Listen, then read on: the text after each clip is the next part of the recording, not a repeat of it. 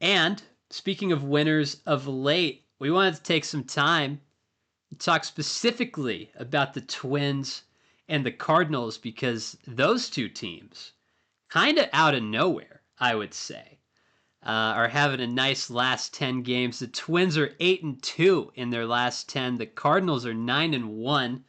Royals fans, you're going to say, what about us? We're 8-2, and that is true. However, that is more expected than it is of the Twins and Cards. We'll talk about y'all in a future episode, I'm sure. But I want to give the Twins some time while they're around and competent-ish. So I think we have some notes here.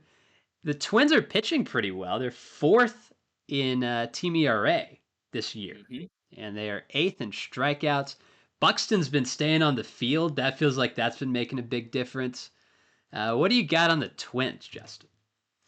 Yeah, so funny enough, I'm never gonna call myself a Twins fan, but I will always be a Twins like closet supporter because of my ties of my dad's hometown in St. Paul, Minnesota.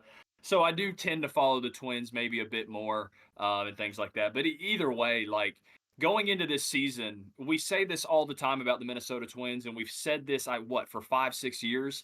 On paper, their team is the best team on paper in the American League Central year in, year out. 5 years running, they should dominate the AL Central and go through. And they're a team that has at least 4 or 5 when healthy, at least 4 quality starting pitchers. Pablo Lopez, Joe Ryan, and other company with their team there. Bailey Ober's new this year, or Yep. maybe not new this year, but Bailey Ober's in that rotation and performing fairly well. And that bullpen on paper, again, looks to be one of the better bullpens in baseball. So you'd want to say this team pitches well when you have Byron Buxton healthy, when you have Royce Lewis healthy, and you've got other guys in that lineup like Orion Jeffers and some of these other guys who have baseball cards. They've done well offensively in their careers. This is a team that it's like, okay, they should run the AL Central every single year, regardless of how Cleveland's doing with their low budget poverty franchise. So it's like on paper, they should be good, but then it never materializes. The pitching and this resurgence is exactly how we've expected it. A lot of their like beginning part of the season struggles was a little bit of health on offense. I know they were missing a couple key players to start the year, like Royce Lewis was out for maybe the first 4 or so weeks of the season. A Yep. couple other guys there too. So like Luke Keschall and other guys got MLB debuts. But I mean, this team starting pitching really good.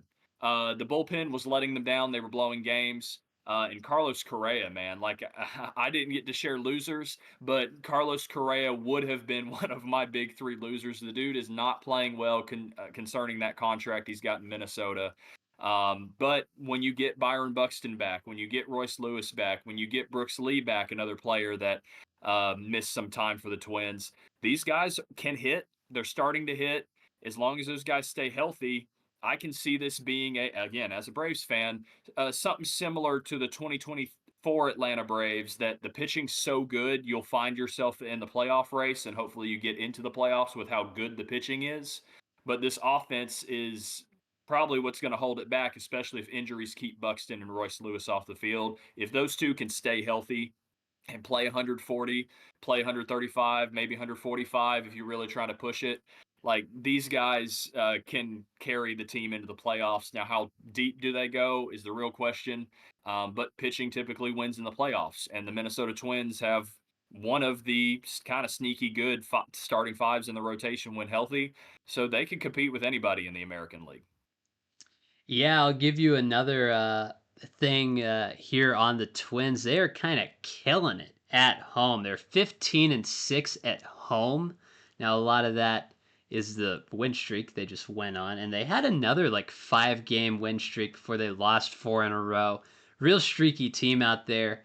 The downside for Minnesota that we can look to here is they're 6-14 on the road. And that just is not great. There's no real great way to spin that.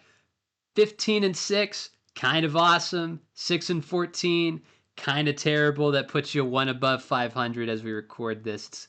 It is.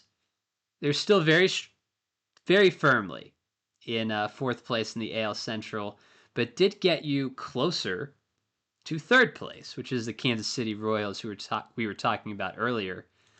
I want to go back to Buxton for a second. He has not played his most played season is 140 games, and that was back in 2017. So we really haven't seen a healthy Buxton at all in his career. Yep. Uh, even in 2022, 2023, 2024. I mean, he's only had 2 seasons in his career that he's played over 100 games. Not a lot of seasons where he's played even over 90. Uh, you hope, obviously, that this is the year where that turns around. I hope I'm not jinxing this. That would be an all time jinx by me. But I don't know. Do you think this is the year we get a full season of Buxton, or at least we'll say like 120 games? So I would lean on the side of positivity and say I think there's a legitimate chance. So the conversation in Minnesota over the last maybe 3 years with Buxton and his health is how do we keep him healthy? How do we keep him in the lineup? But his glove is so good. He is a Gold Glove caliber center fielder out there, and you need him in the field as well. Obviously, he's not like a Michael Harris level fielder, but he's like that half a step down. Like he's still Gold Glove caliber center fielder. So you got to keep them in center field. The good thing is they have guys like Trevor Larnach. They have guys like Walker Jenkins, who's coming up through the minor leagues, and they've got Harrison Bader on the team this year, and some other outfielders that should be everyday outfielders. The caliber of player that they are should be starting every day. And you could get those guys in the lineup. And with that kind of 4-man outfield that are 4 starting caliber guys, you can rotate through DH and give Buxton a day at DH, but keep him in the lineup. And so the hope for Minnesota is keeping him fresh as much as possible to where the hamstrings, the Achilles, the knee, all that kind of stuff that's kind of always bothered him. I think there's been some shoulder stuff in there too, but Yeah. making sure that the bottom half of his body that's probably more susceptible to injury doesn't happen. I'm going to err on the side of I'm positive. I think he plays 130, 135 games this year, but Minnesota does have to be on that side of it. But I'll even pose this question. Minnesota does have, or the Twins in particular, do have some ownership questions. The team might be up for sale. They've got financial issues due to the TV rights of what's now FanDuel Sports, was Bally Sports, kind of leaving them high and dry. With them being as hot as they are they still maybe sellers at the deadline to get rid of a piece like a Joe Ryan or a Pablo Lopez or a piece here or there, being as far out of it as they are, even with as hot as they are? I really think, and this is going to be such a lame cop out answer, I think it's going to be a time will tell. I don't think we'll be able to tell right now. I just don't.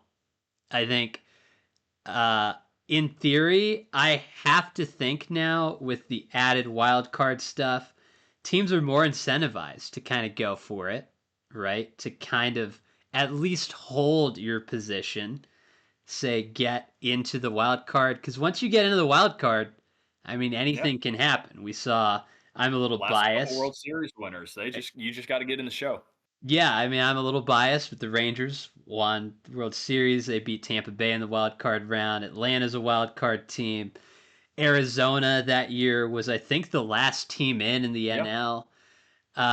So I mean, I would like to think if you're Minnesota and you're the front office and your ownership, even if you're going to sell the team, you would at least think about holding to give yourself a shot at getting it.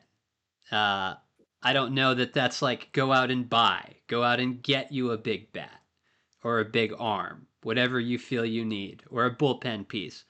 But I would like to think that they would at least hold the pieces they have, maybe add a role player, maybe they get rid of a role player to get a prospect.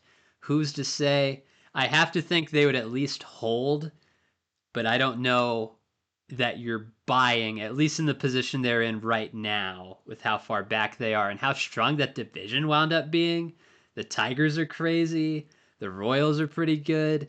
The Guardians are like kind of there. I don't know how. They look terrible every time I watch them, but they're pulling out 1-run wins like there's no tomorrow. Yeah. So I don't know. I have to think you at least hold if you're Minnesota and you think you have a shot.